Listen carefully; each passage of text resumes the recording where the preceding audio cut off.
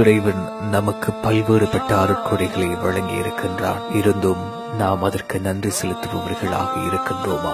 இந்த காணொளி நமக்காக, நமது படிப்பினைக்காக. இவரது பெயர் அப்துல்லா. சவுதி அரேபியாவினை சேர்ந்தவர். நல்ல உடல் ஆரோக்கியத்துடன் வாழ்ந்த இவர் எப்படி உடல் ஊனமுற்றவராக மாறினார்? ஓர் உருக்கமான காணொளி உங்களுக்காக.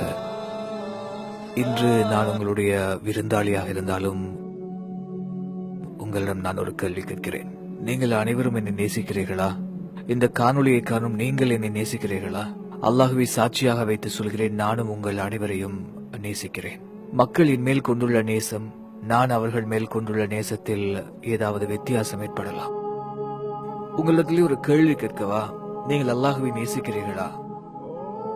நாம் அனைவரும் அல்லாஹ்வை நேசிக்கிறோம். இதில் நம்மிடத்தில் மாற்று கருத்தில்லை. அல்லாஹ்வை விரும்பக்கூடிய ஒவ்வொருத்தரும் நான் சொல்லுவதை கேளுங்க. அல்லாஹுக்காக உங்களுடைய கையை உயர்த்துங்கள். இந்த காணொளியை பார்க்கக்கூடிய நீங்களும் உங்களுடைய கையை உயர்த்துங்க. அல்லாஹுக்காக கேட்கிறேன், உங்கள் கையை உயர்த்துங்கள். அல்லாஹுவை நேசிப்பதற்காக கையை உயர்த்துங்க. யா அல்லாஹ், எல்லோரும் உங்களுடைய கையை உசத்தினீங்க. அல்லாஹ் உங்களுக்கு நற்கூலி வழங்குவானாக. அல்லாஹ் இப்போது பார்ப்பது உங்களுடைய உள்ளத்தில் இருக்கக்கூடிய அவன் மேல் கொண்ட இரக்கம், அன்பு, அதற்கு பிற்பாடு நீங்க உயர்த்திருக்கக்கூடிய உங்களுடைய கைகள் தான். நீங்க இங்கு ஒரு விஷயத்தை அவதானிக்கிறீர்களா? கேமரா என்ன நோக்கி இருக்கா? எல்லோரும் உங்களோட கைகளை உயர்த்தினீங்க. நான் கையை உயர்த்தினேனா? அல்லாஹ்வை நேசிப்பவர்கள் அவர்களுடைய கைகளை உசத்துங்க அப்படின்னு சொல்லி நான் தான் உங்கள்கிட்ட சொன்னேன். நான் என்னுடைய கையை உயர்த்தல. நான் கையை உயர்த்தலைங்கிறதுக்காக நான் அல்லாஹ்வை நேசிக்கலங்கிறதுக்கு அர்த்தம் இல்ல. ஆனா என் கையை உயர்த்துவதை தடுத்தது யாரு? என்னை யார் தடுத்தது? அல்லாஹ்வுக்காக உங்கள்கிட்ட கேட்கிறேன். அல்லாஹ் அவன் தான் என் கையை உயர்த்துறதை தடுத்தான். அவன் தான் உங்களுடைய கைகளை உயர்த்த உதவினான். உங்களுக்கு தெரியுமா, நான் ஒரு காலத்துல அல்லாஹுக்கு மாறு செய்யறவனாக இருந்தேன். எனக்கு 1 வருடம், 2 வருடம், 20 வருடம் எனக்கு அல்லாஹ் வாய்ப்பளித்தான். எல்லா பாவங்களையும் செய்தேன். சினிமா, இசை, தொலைக்காட்சி என்று அல்லாஹ்வுக்கு மாறு செய்பவர்களுக்கு முக்கியத்துவம் கொடுத்து பாவங்களை நிறைய செய்து வந்தேன். அல்லாஹ்வுக்கு அடிபணிறதுல என்னுடைய அக்கறை ரொம்பவும் குறைவு. நீங்க அல்லாஹ்வுக்கு மாறு செய்யறவங்களா இருந்தாலும் அவனை நேசிப்பதற்காக உங்களுடைய கையை உயர்த்த செய்துள்ளான் அல்லாஹ். கடந்த 21 வருஷங்களா அல்லாஹ் என்னுடைய கையை செயலிழக்க செஞ்சிருக்கான். இது போன்ற தண்டனைய அல்லாஹ்விடம் இருந்து வரும் வரை நீங்கள் காத்திருக்கிறீர்களா? இன்னும் நீங்க அல்லாஹ்வுக்கு மாறு செய்து பாவம் செய்பவர்களாக இருக்கலாம். அல்லாஹ் தடுத்த பாவங்களை நிறைவே செய்பவர்களாக இருக்கலாம். அல்லாஹ்வுடைய தண்டனை வரும் வரை மேலும் தொடர்ந்து பாவங்களை செய்யறவங்களா இருக்கலாம். இருந்தாலும் அல்லாஹ் உங்களுடைய கைகளை உயர்த்த உதவி செய்திருக்கிறான்.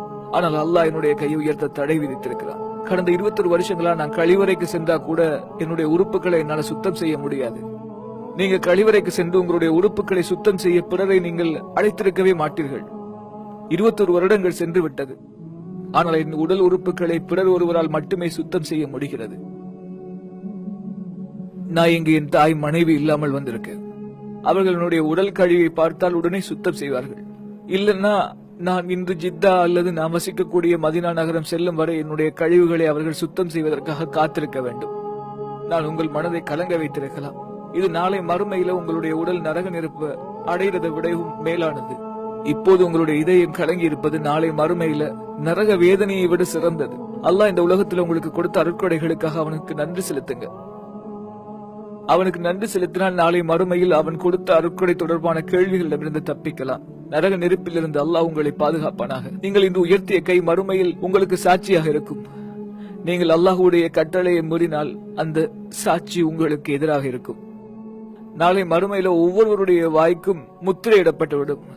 கை போன்ற உடல் உறுப்புகள் அவைகள் செய்தவைகள் பற்றி பேச தொடங்கும். அல்லாஹ் நேசிப்பதாக கூடி நீங்கள் உயர்த்திய உங்களுடைய கைகளும் சாட்சியாக இருக்கும். நீங்க தூரமாக்கி கொண்ட சினிமா, நாடகம் பார்ப்பது, இசை கேட்பது, கெட்ட பழக்கங்கள், புருவத்தை சிரைப்பது, ஆபாச படங்கள் பார்ப்பது, அந்நிய பெண்களுடைய அலைபேசி எண்கள் வாங்குவது, ஆண் பெண் தனிப்பட்ட வாழ்க்கையில விளையாடுறது, இணையதளங்கள்ல பெண்களோட ஆபாச படங்களை வெளியிடுறது, பார்க்கிறது, இது போன்ற பாவங்கள்.